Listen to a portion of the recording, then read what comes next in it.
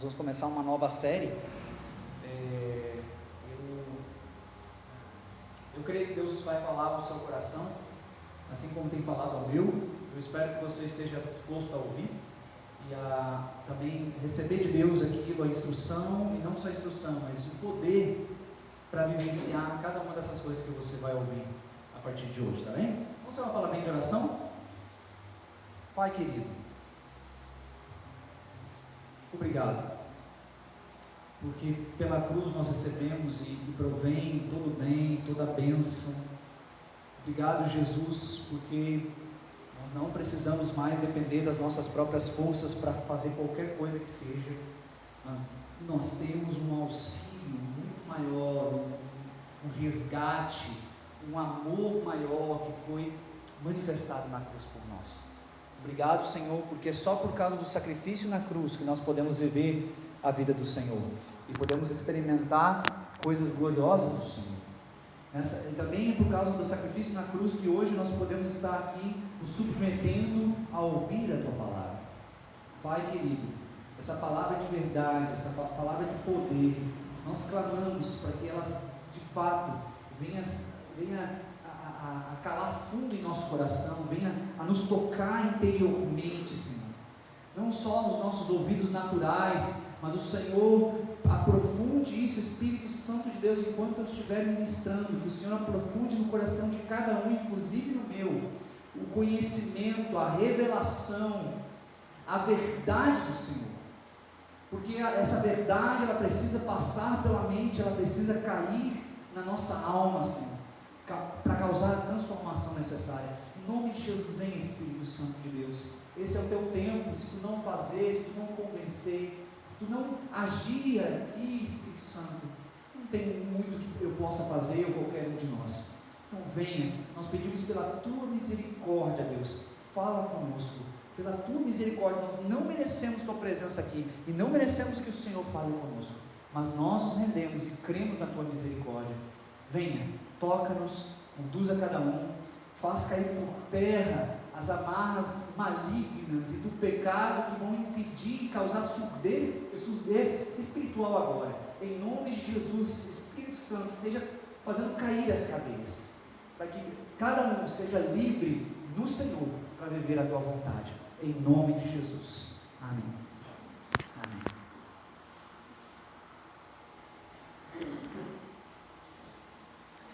Pessoal, nós vamos começar uma nova série, que eu chamei ela de Cuidando das Coisas do Pai, certo?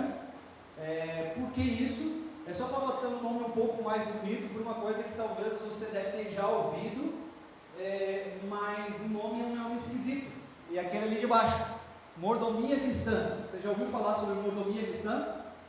Já? Né? Pois é, essa é uma palavrinha que a gente não usa muito. Então, só para dizer mais ou menos, dar uma significação um pouco melhor para nós, e eu quero falar, e nós vamos fazer uma série aí com algumas pregações a respeito desse assunto, e eu queria que você se empenhasse nisso, porque você vai perceber que o assunto da mordomia cristã, ela simplesmente dá o norte de tudo que nós devemos viver como cristãos. Vocês vão perceber isso, que o assunto da mordomia cristã, ela direciona tudo o que nós devemos ser em Cristo. Então, por isso que é tão importante, por isso mesmo que eu estou vindo falar com vocês sobre mordomia cristã. Claro que a gente tem que começar com o conceito sobre o que é mordomia. Eu acho que isso é o mais importante, primeiro para você entender um pouco o termo, certo? Eu vou ficar falando sobre mordomia. Claro que você vai lembrar logo de mordomo. É parecido a questão mordomia, mas não é bem isso, tá? Nós vamos ver exatamente. O que seria mordomia? Isso aqui eu tirei de um site, um sitezinho que eu achei interessante o conceito, porque é difícil formar um conceito simples do que é mordomia. Ele diz assim: mordomia cristã é o manejo responsável dos recursos do reino de Deus que foram confiados a uma pessoa ou a um grupo. Então é o manejo responsável dos recursos do reino de Deus que foram confiados a alguém, certo? Seria como nós lidamos, resumindo, como nós lidamos com aquilo que Deus deu a nós, cada um. Então seria a responsabilidade que nós temos sobre as coisas que Deus entregou a cada um de nós. E eu vou dizer para vocês que mordomia, que esse conceito de mordomia e de responsabilidade sobre o que Deus entregou a cada um de nós, não tem a ver só, tem a ver muito mais com os cristãos, porque você vai ver logo, os cristãos têm algo muito especial que os levam a isso, mas tem a ver com todo o mundo, com cada pessoa. Então é como nós lidamos com as coisas que Deus nos entregou, certo? Nos deu. E é claro que, se a gente traduz isso, algumas perguntas começam a vir na nossa mente. Alguma pergunta, por exemplo, então exatamente o que Deus espera? Qual a expectativa de Deus em relação ao cuidado? O que Deus quer que eu cuide? Qual é a minha responsabilidade nisso? Se tem coisas que Deus nos entrega e Ele quer que a gente cuide, qual é a minha responsabilidade? O que são essas coisas? Ou, primeiro, como é que eu fui me enfiar dentro desse trem? Como é que eu entrei nesse negócio? Eu nunca sabia que eu tinha responsabilidade de cuidar de nada. Vamos pegar o jovem, né? Eu sou um cara que tenho 16 anos, não sou nem maior de idade ainda. E agora eu estou 17, né? Quem tem 17 ainda? Tem um aqui, eu tenho 17. Tu tem 18, 17? Tu? Não? 19? Não, fica com mais velho. É só ele. Tem alguém que tem menos de 17 aqui? Olha lá, o Paulinho está lá, tem 16. Aí você diz, eu não cuidei do meu nariz. Como é que agora eu tenho responsabilidade por coisas que Deus me entregou? Quem é que me enfiou dentro desse negócio? Né? Se eu estou dizendo para você que todos nós temos a ver com isso, a pergunta é: quem é que me enfiou nesse negócio? Porque eu mesmo não lembro de ter pedido nada desse tipo de coisa. Bom, nós vamos entender isso e essas perguntas vão ser respondidas conforme nós vamos trabalhando a questão da mordomia cristã, certo? Mas para a gente entender mordomia, a gente precisa entender primeiramente uma coisa: redenção. A redenção vai explicar bem para você o que é, afinal, essa tal de mordomia cristã. Qual é essa tal de responsabilidade que eu tenho? O que de fato Deus está pedindo para que eu cuide? E o que é dele? E o que é meu? O que é dele e o que é meu? Afinal de contas, nesse negócio, certo? A redenção, e é isso que eu vou explicar hoje, tá? Hoje nós vamos tratar, primeira coisa, que é a base da mordomia, a redenção, para explicar para vocês, afinal, a partir do que eu tenho que entender a minha responsabilidade daquilo que Deus entrega para mim. Tudo bem? Eu peço para vocês assim, talvez eu vou falar um monte de versículos bíblicos, e aí eu peço para vocês ficar um pouco atentos. Eu vou passar os versículos aqui, justamente para você não precisar ficar abrindo Bíblia.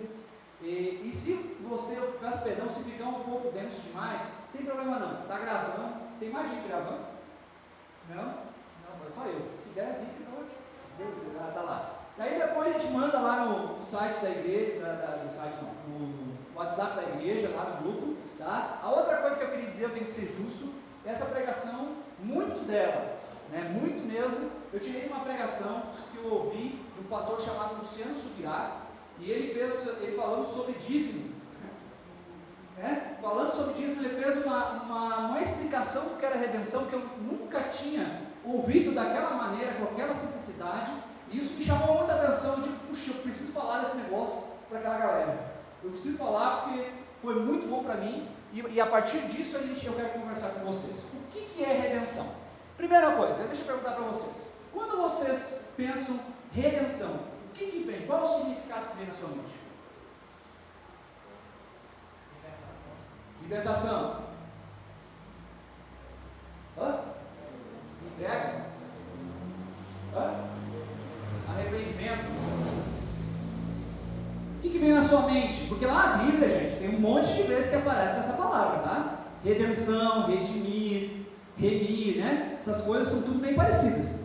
O que vem na sua mente quando você lê alguma coisa sobre redenção, por exemplo? Que em Cristo nós temos a redenção. respeito, livramento, amor ao próximo, se render. Tá, então isso só para dizer que talvez a gente não saiba exatamente o que é redenção, porque cada um tem uma coisa na cabeça. E eu vou dizer para vocês que até essa pregação eu também não entendia muito bem o que era. E eu vou explicar para vocês o que é redenção agora. Redenção, deixa eu botar para frente aqui. O que é redenção? Esse é um termo, deixa eu dizer para vocês, esse é um termo judaico, tá? É um termo daquele povo. Era algo que eles usavam, assim, como para nós, por exemplo, uma palavra que só tem aqui e ninguém sabe em outro lugar. Hã? Não, aqui na região, aqui nessa região do Nordeste. Oxe, não, é só uma expressão, uma palavra. Sei lá, macunzá. Ó, eu sei que macunzá tem macunzá, mucunzá, mancunzá. Qual é que é o certo aí? Mucunzá, tá, isso aí. Se você não vai falar mucunzá aqui, todo mundo sabe, né? Mucunzá, claro, já comi um monte. Amo, toda noite de aniversário também. Agora, se você vai falar de mucunzá, lá do sul, o cara vai dizer, o que é isso? Aí você tem que explicar. Como é que você explicaria? Olha, é um ensopado, digamos assim, que é feito com milho, com feijão. Que feijão que vai mesmo? Feijão de corda, vai toicinho, calabresa, vai mais coisa. Bucho de quê mesmo? De porco, né? Bucho de gado, vai o que mais? Creme de leite, mocotó. Aí a pessoa, se a pessoa começa assim, aí ela vai começar, começa a dizer, vai bucho, mocotó, não sei o que, eu acho que eu nunca vou comer esse negócio, né? Mas quando a gente come, né, tirando algumas pessoas que são mais fresquinhas, né? Mas quando a gente come, a gente acha bom, eu acho bom, pelo menos, né? Então a questão é, nós aqui, ou a região aqui, as pessoas aqui entendem muito bem o que é mucunzá, mas quando você sai daqui, ninguém entende mais o que é mucunzá. Da mesma forma, redenção ou redimir para os judeus era uma coisa comum. Quando sai de lá, chega em nós, já não é mais. A gente não sabe mais o que é. Quando se falava em redenção, os judeus pensavam nisso aqui, ó. Claro, deixa eu dizer uma coisa para vocês. Redenção, gente, tem um monte de significados, pode significar um monte de coisa, mas eu vou pegar esse daqui que é o que o Novo Testamento extrai como redenção, certo? Redenção é o resgate de um escravo ou de uma propriedade. Deixa eu explicar para vocês o que isso significa, afinal. É o seguinte, imagine que alguém, por algum motivo, ele começou a empobrecer, né? A redenção era para esses casos, tá? No antigo Israel. Era uma lei de redenção, havia uma lei a respeito disso. Imagina alguém que começa a empobrecer, começa a ter muita dívida, certo? Nada comum por aqui. Começa a ter muita dívida, chega a um ponto que ele já não consegue mais pagar. Ele já não consegue mais com seus ganhos, com aquilo que ele colhia, né? Naquela época a economia era agrária, então não consegue mais com o que ele colhe, o que ele cria nos seus bichos, ele não consegue mais pagar. O que acontece? Acontecia que no antigo Israel era uma lei de que você não podia ser caloteiro de maneira alguma, certo? Então o que acontecia? Primeira coisa, as pessoas, o devedor tinha que ir lá e vender todos os seus bens e dar, certo? Para pagar a dívida. Se não conseguisse quitar a dívida, ele pegava e vendia as suas terras e dava como pagamento. E se ainda assim não alcançasse, sabe o que ele fazia? Ele dava a sua família e a si mesmo como escravo. E ele passava a ser escravo do credor. Certo? Era isso que acontecia. Então, muitas vezes, isso a Bíblia, Deus disse que isso poderia acontecer. Tanto é que ele fez uma lei de redenção. Porque pessoas poderiam empobrecer e poderiam virar escravos naquela época. Claro que nós não vivemos mais a escravidão, mas quando a gente está no cheque especial, no cartão de crédito, para mim isso é uma escravidão. Desculpe. Mas viver a partir de juros de cheque especial, de cartão de crédito, é escravidão já. Você vive só para pagar o banco, só isso. Mas o cara virava escravo do credor. O que acontecia então quando ele virava escravo? Quais eram as possibilidades dele sair da escravidão? Ele poderia, se ele fosse judeu e ele fosse escravo de um judeu, esse dono dele, ele trabalharia 6 anos para esse dono, no 7º ano ele seria livre, certo?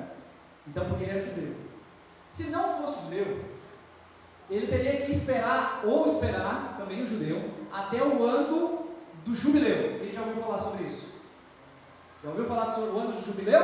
Pois é, o ano do jubileu era um acontecimento periódico, de 50 em 50 anos, tinha o ano do jubileu. O que era o ano do jubileu? Era um ano que se proclamava perdão de todas as dívidas.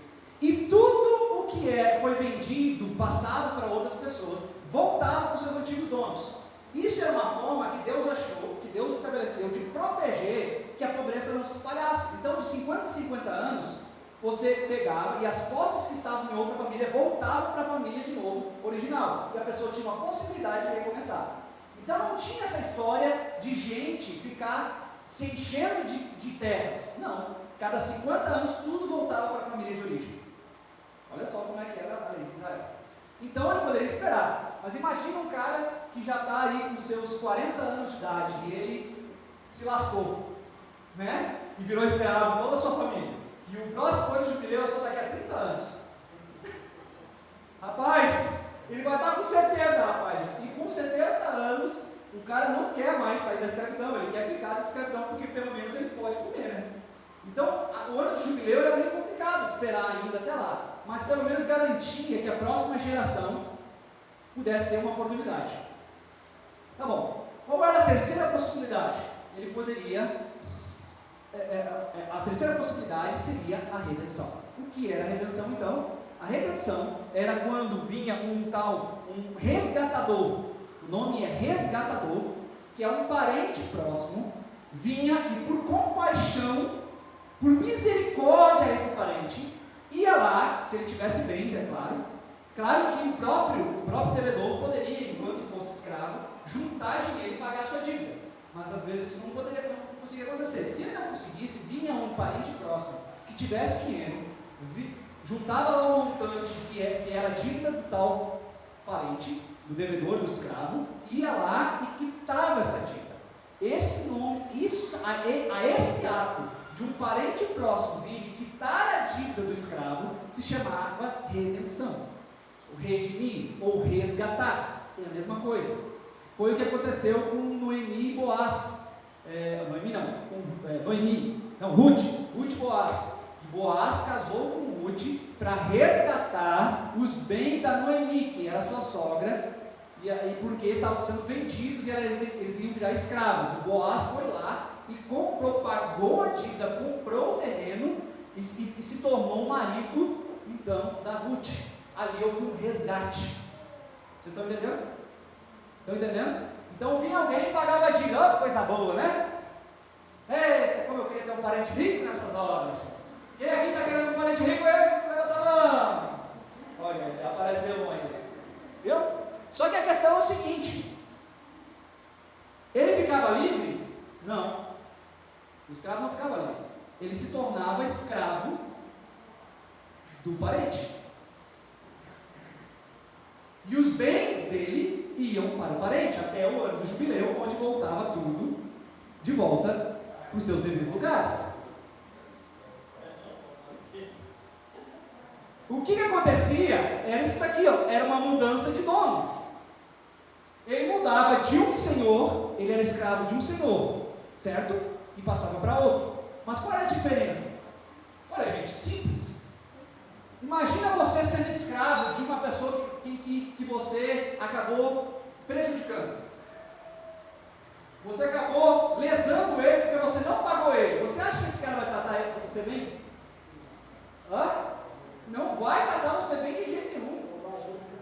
Nossa, o cara vai tirar teu couro para você pagar a dívida. Vai usar você e abusar. A ideia de ser um parente próximo é de que ele usasse de misericórdia com aquele escravo.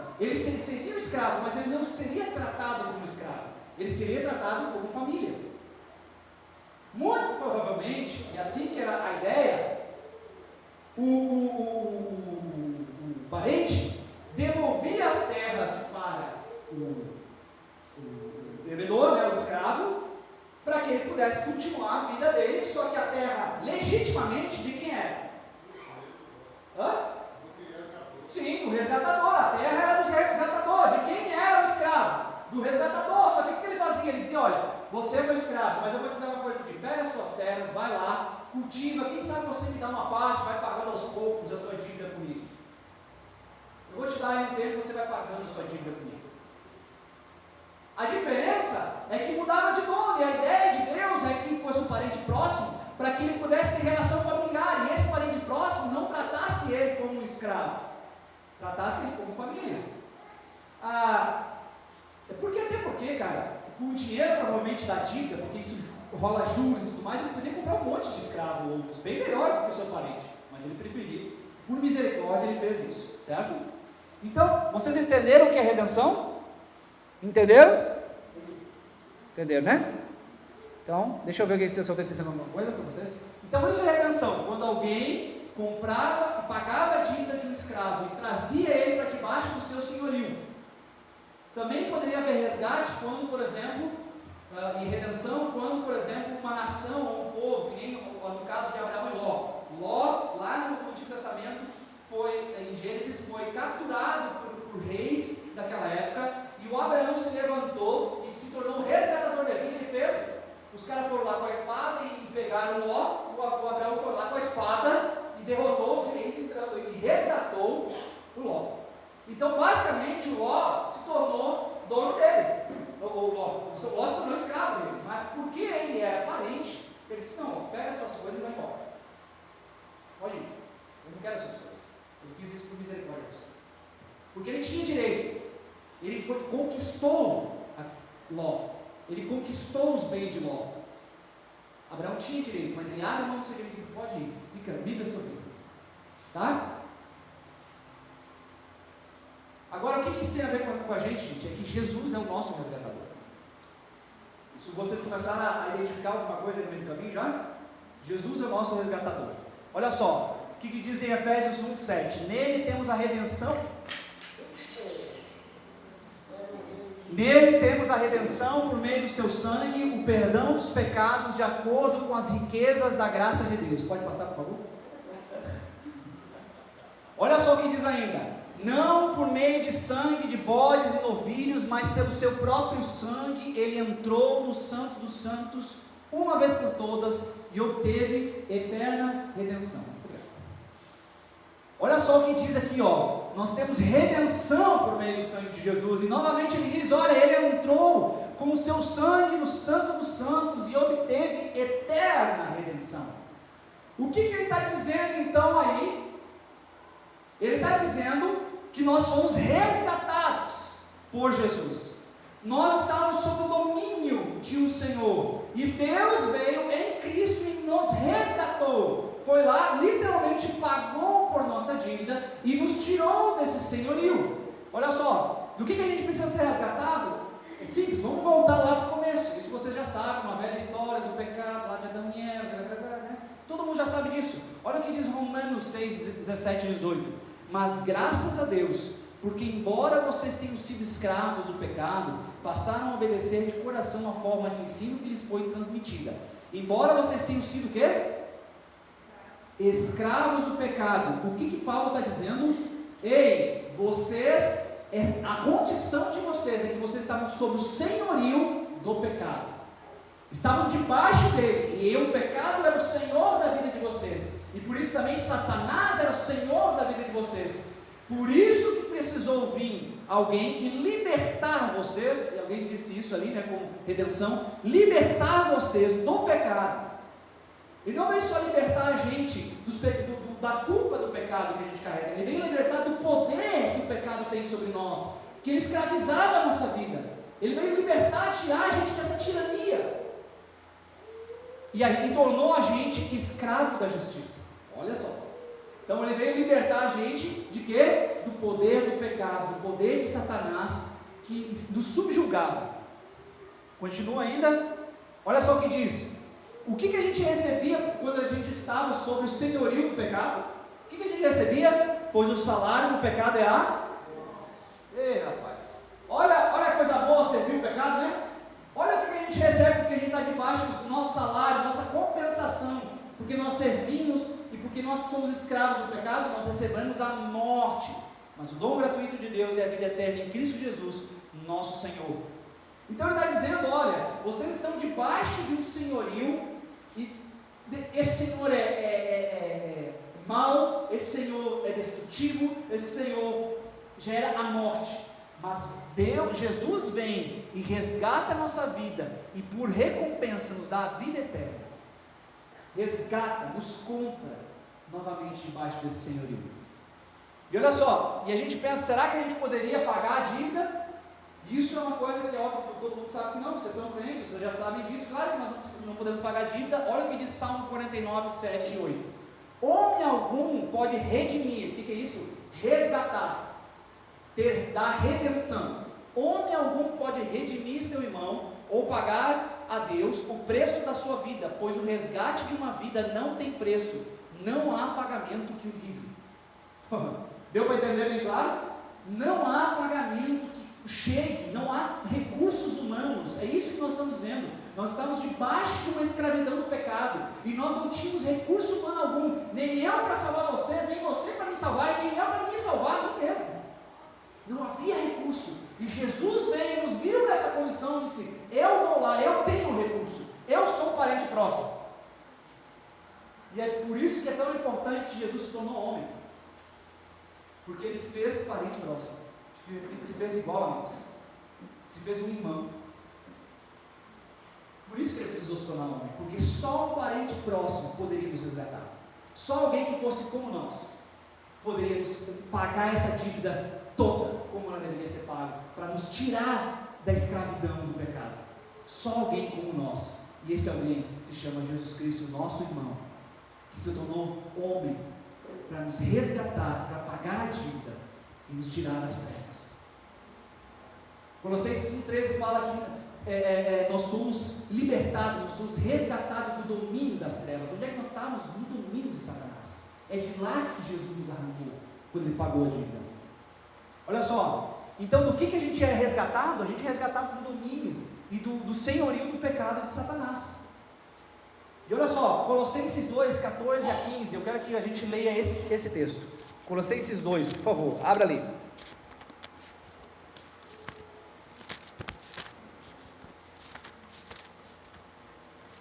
Colossenses 2, versículo 14, vamos ler um pouquinho antes, o 13, só um pedacinho para a gente entender como é que continua a frase.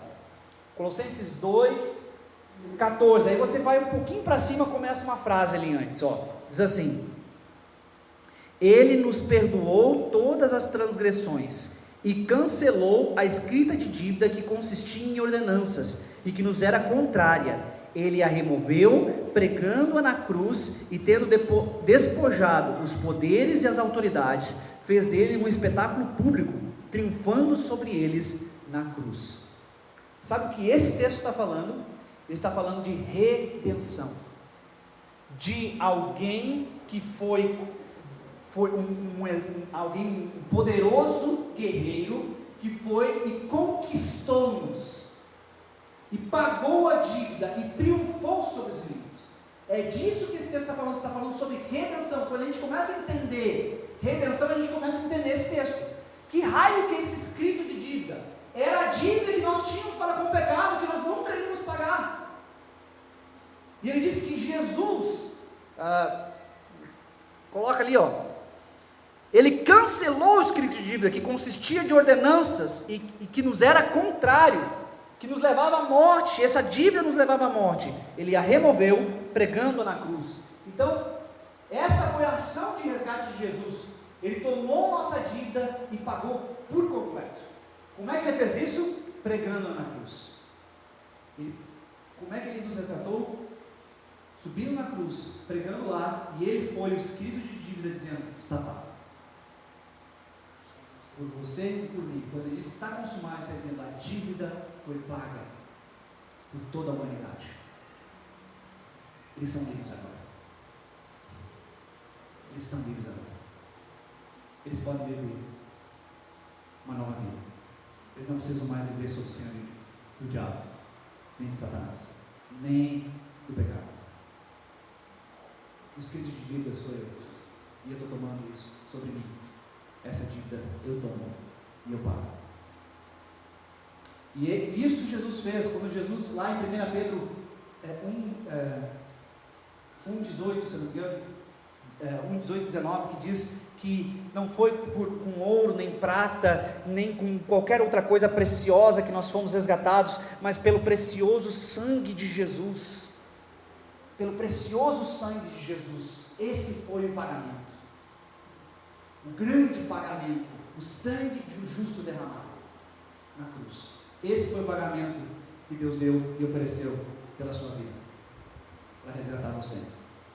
E a outra coisa que diz nesse Colossenses, diz que depois que ele pagou a dívida, ele não pagou só, ele foi lá, pagou e disse, está pago, viu? Porque tu acha que o inimigo ia dar assim de bandeja, gente? Ele foi lá e despojou os poderes. O que é despojar?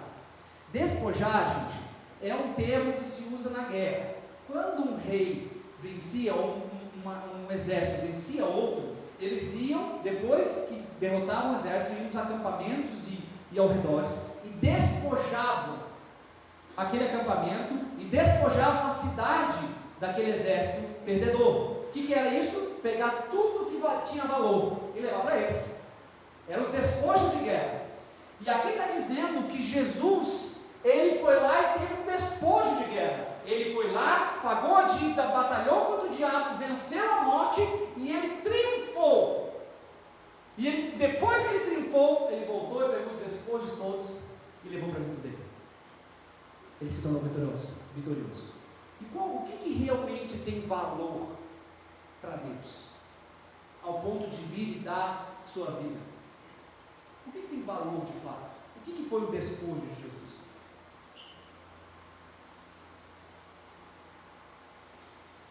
Bom, meu Deus, o que tem valor para Deus ao ponto de descer do céu, dar a vida na cruz,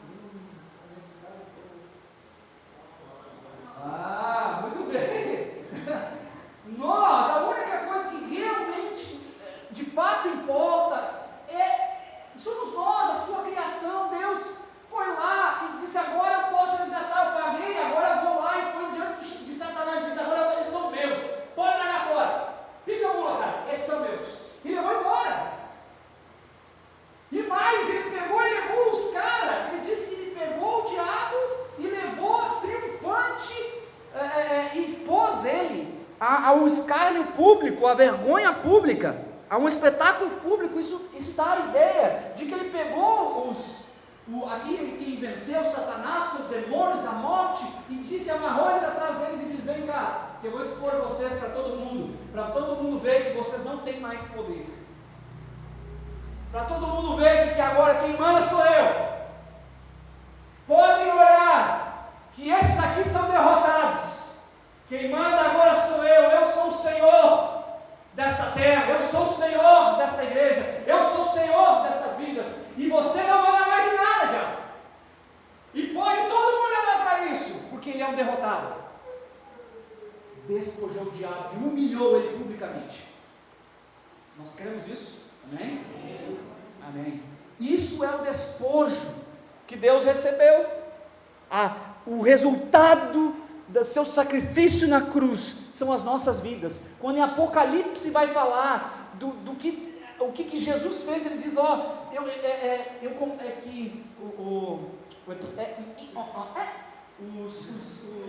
os anciãos proclamam lá diante de Jesus,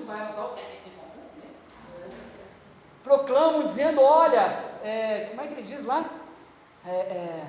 Glória, honra, majestade sejam dados ao Cordeiro, porque ele foi morto, mas venceu, e com o seu sangue comprou para Deus aqueles que procedem de toda língua, povo, tribo e nação, e deles fizeste rei e sacerdote. Está dizendo, olha, Jesus redimiu, comprou essa galera, e eles são o prêmio de Jesus. Todo mundo, esse povo, língua e nação, essa galera toda é o prêmio de Jesus. Vocês entenderam? Agora vocês entendem quando aparece a redenção? Que Jesus nos redimiu, Ele nos comprou, pagou, nos comprou das mãos de Satanás. A gente não pode só entender o que é. Eu acho que a gente precisa entender qual é o resultado dessa redenção, e é aqui que eu quero chegar, e é aqui que tem a ver com a mordomia cristã. Qual é o resultado dessa redenção? O resultado dessa redenção é que Deus passa a ser o nosso dono novamente. Nós éramos de Deus no princípio, quando Ele nos criou, mas o pecado interviu nisso e nos escravizou, certo? Quando Jesus veio e nos compra, Ele está dizendo: agora vocês podem voltar ao antigo dono, vocês podem voltar para aquele que realmente é o dono de vocês, Deus, porque Ele os fez. Vocês não devem mais viver sob o senhorio do pecado, mas vocês devem viver sob o senhorio dele, e sobre a orientação dele, e sobre a vida dele. Vocês pertencem ao novo dono. Amém? Quem pertence ao novo dono aqui? Amém? Nós pertencemos, nós mudamos de senhorio. Há uma mudança de senhorio. Nós saímos do senhorio de Satanás e passamos para o senhorio de Jesus. Sabe por quê? Porque às vezes a gente pensa que Jesus veio nos libertar para sermos livres. Assim, ó, somos livres, que nem passarinhos sem dono. Não, gente, deixa eu dizer uma coisa para ti. Nós saímos de um senhorio para entrar em outro.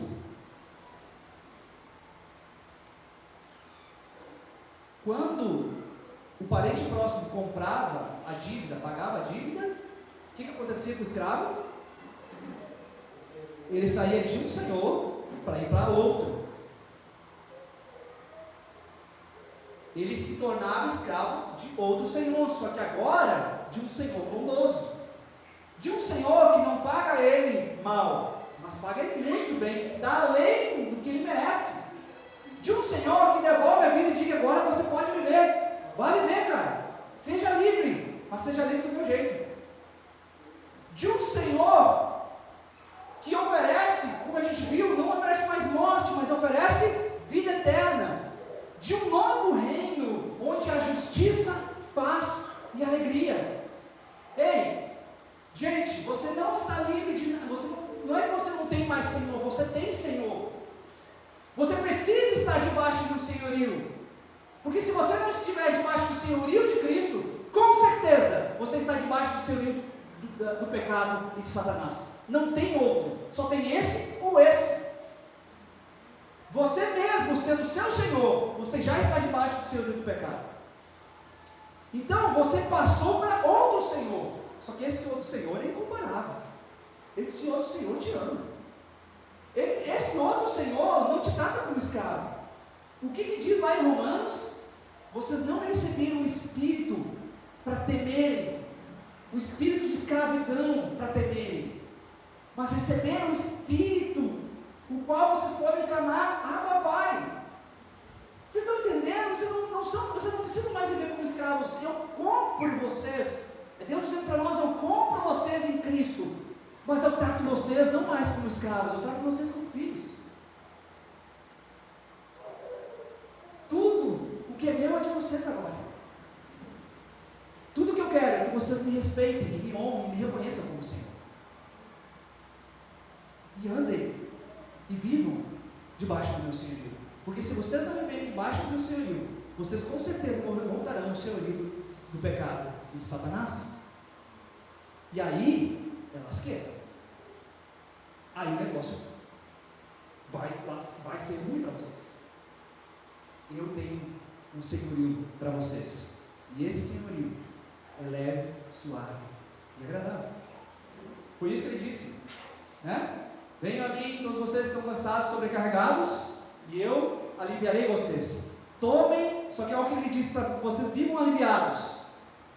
Ele não disse simplesmente: tirem o jugo de tudo que vocês têm que fazer e vivam soltos por aí. Não, ele disse: se vocês querem viver aliviados, tomem sobre vocês o meu jugo e aprendam de mim, que sou manso e humilde de coração, de espírito,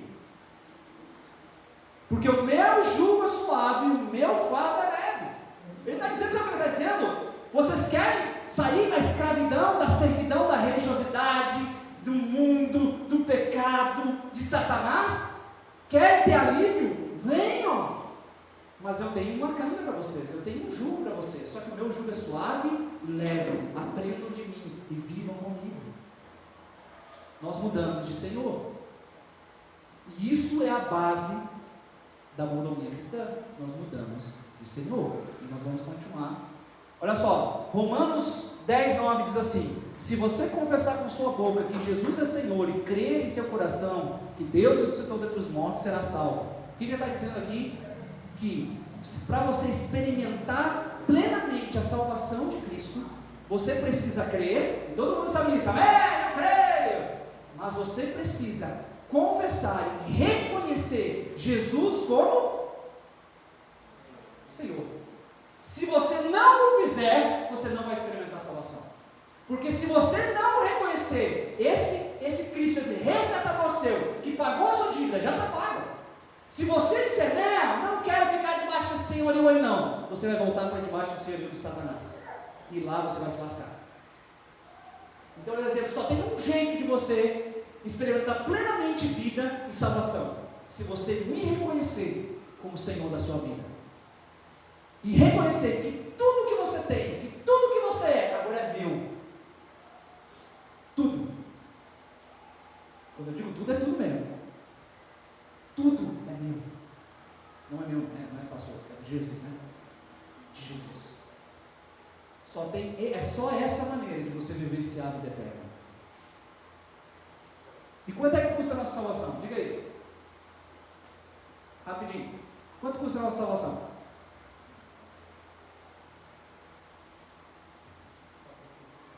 Nada. Tudo. Quanto é que você tem que pagar pela sua salvação? Nada. Certo? Pois eu digo que é nada e tudo também. Sabe por quê? Olha só. Sabe Mateus 13, 44, 46? Vai falar do reino dos céus.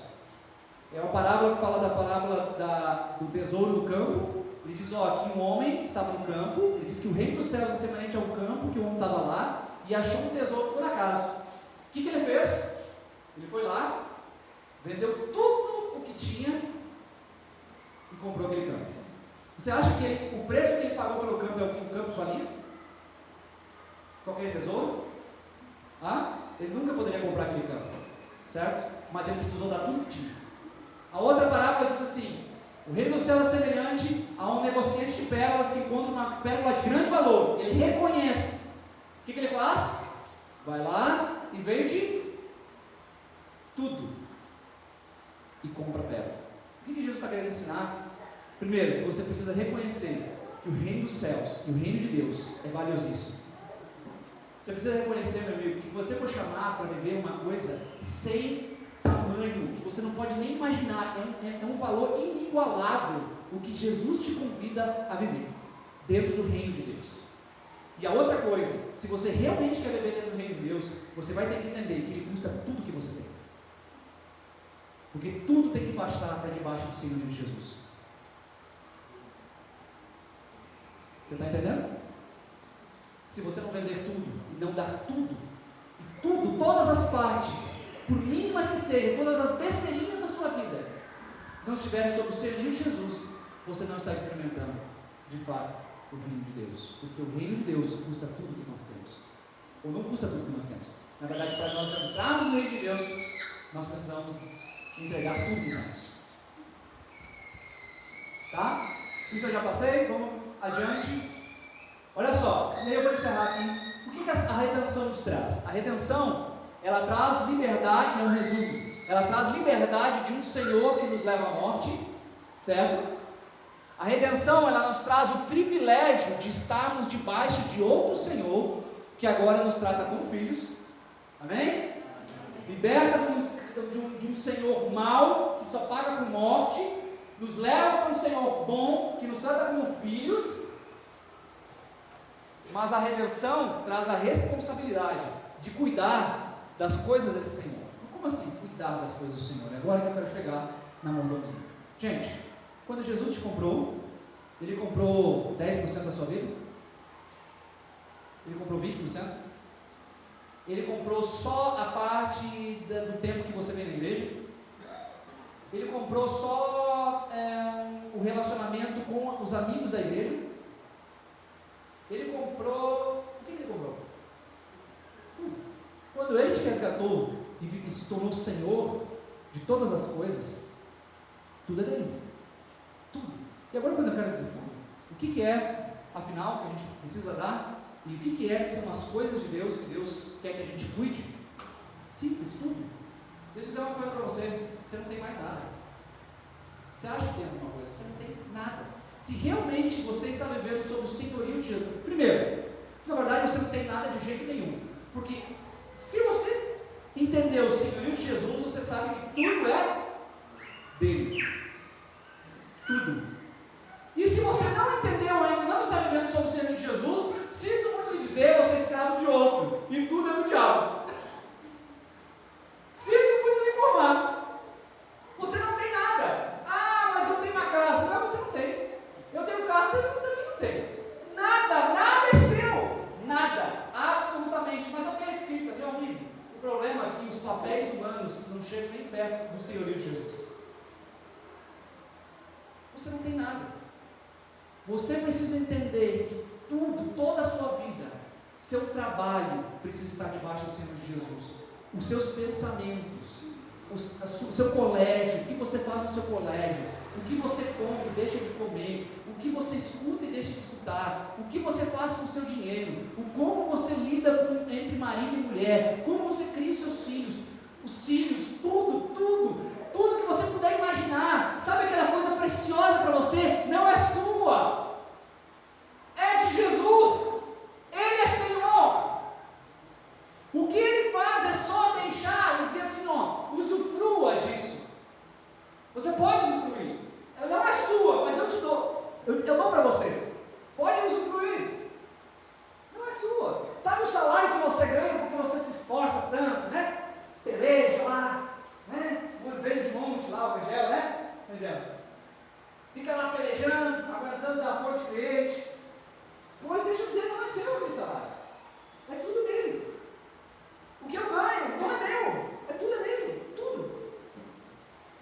Essa é a grande questão do Senhor Jesus. Ele criou todas as coisas e Ele é Senhor sobre tudo. E se Ele é Senhor sobre tudo, tudo que você tem hoje, você precisará responder e precisará administrar como um mordomo fiel. Tudo. Você precisa administrar como um mordomo fiel. A mordomia, a gente volta para cá, é o manejo responsável dos recursos do reino de Deus. O que são os recursos do reino de Deus? 4 letras. Tudo. É o manejo responsável de tudo que você tem. Absolutamente. O seu tempo que você tem, tudo está. Você precisa entender que se é de Cristo e você pertence a Ele um dia vai, você precisa ter um manejo responsável desses recursos que foram confiados a você. Um dia Ele vai cobrar contas, vai pedir contas de tudo isso. Entenderam? O que você precisa de fato? O que Deus está pedindo para você cuidar? Tudo. E nós vamos ver nas próximas semanas, e eu encerro com isso, nós vamos ver nas próximas semanas o quê? Nós vamos olhar para algumas áreas da nossa vida que estão debaixo do senhorio de Jesus e que talvez às vezes nós não percebemos. E que nós lidamos com essas áreas da vida como se nós fôssemos Senhor. Por exemplo, o dinheiro. Nós lidamos com o dinheiro como se 10% fosse de Deus. Quanto é de Deus mesmo? Tudo. O tempo. Nós lidamos com o nosso tempo como se umas partes nós pudéssemos usar para Deus e outras não. Outras a gente faz o que quiser. E quem é? O tempo? Nós lidamos com o nosso corpo como se o corpo fosse nosso. De quem pertence o nosso corpo?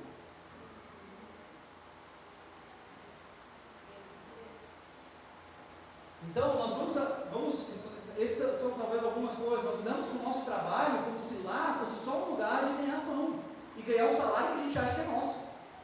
Não é. Ele é Senhor sobre o nosso trabalho. Nós criamos nossos filhos do nosso jeito. Eles são de Deus. A própria Bíblia diz que são herança do Senhor.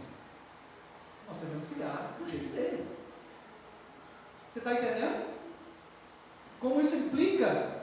A mordomia tem a ver com toda a sua vida, e não só com o serviço que você presta aqui na igreja, porque isso é só um detalhe da sua vida. Amém? Quem aqui está debaixo do senhorio de Jesus?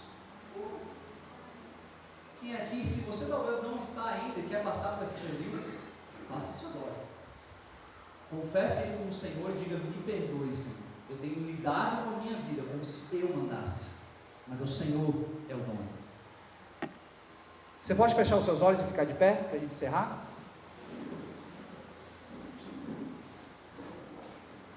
Feche os seus olhos aí e comece a buscar o Senhor. Talvez o Espírito de Deus foi te revelando algumas coisas desse senhorio de Cristo, dessa redenção que você não entendia ainda, e você começou a perceber coisas boas, mas também começou a perceber que esse senhorio está muito falho na sua vida, e você precisa colocar para debaixo de Cristo algumas áreas que já vieram à sua mente. Eu quero que você faça isso agora. Talvez você não seja uma pessoa que nunca experimentou de fato essa rendição completa ao senhorio de Jesus, e por isso mesmo você não tem experimentado a salvação e a vida dele. Sinto lhe dizer, mas enquanto você não se render, você não conseguirá experimentar essa vida, e essa salvação que é oferecida a nós. Comece a se render na presença dele.